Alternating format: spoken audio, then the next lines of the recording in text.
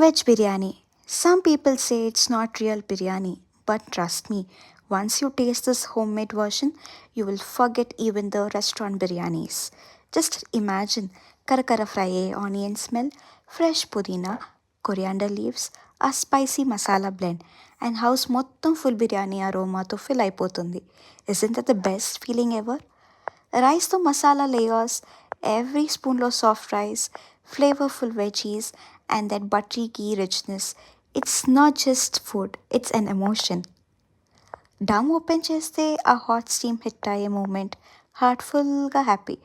No saffron, no fancy colors, కానీ ఆ natural biryani colour చూస్తేనే క్రేవింగ్ స్పీక్ అవుతాయి.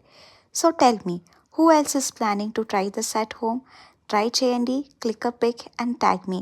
Let's see whose biryani looks the best.